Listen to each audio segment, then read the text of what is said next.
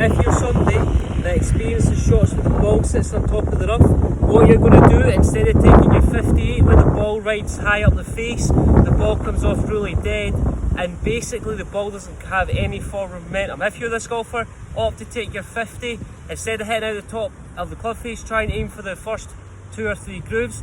And what you're going to do from there is you're going to feel like there's no wrist hinge for this shot. Don't hinge the club up really early. We keep the angle nice and wide on the way back, so visualise there's no wrist hinge. The arms stay nice and straight on the way back, nice and wide. And then as we come through, chest is facing the target and the grip end of the club is pointing back at you. So all we're going to do from here, nice straight arms like Jason Day style, working the club back nice and wide, so feel like the hands move a little bit lower on the way back instead of up towards the sky too early. So arms work nice and wide on the way back. We're going to keep the hands nice and close to the chest. We're just trying to pick the golf ball off the top of the grass, so we're not really taking too much of a divot for this shot. The grass intact is what it was at address and the impact. So think nice straight arms as we work the club back.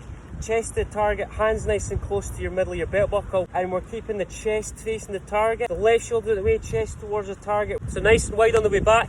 We're using the first 2 or 3 grooves in the club face. Almost like that. As you can see, I've not taken much of a divot.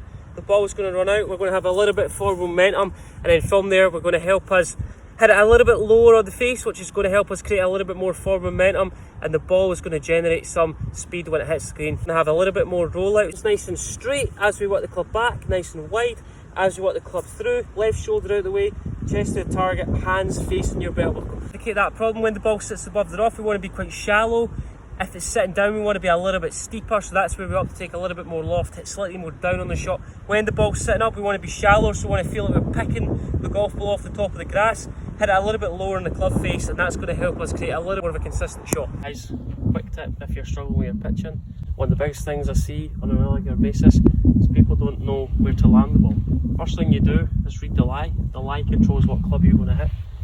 Here we've got a 25-yard shot. I need to land the ball just before the kind of first cut it off, and I want to run it on. How would you play that shot? Look closer, almost feel like the face is just pointing slightly to the right, but then what you want to do from there is you want to stand with your feet a little bit more open, so the heel's slightly off the ground, a little bit more straight back. Then you're just going to hold the loft of the club. Many people who struggle with this shot get the toe releasing too quickly. That's going to reduce the bounce. So keep the grooves of the club pointing back at you.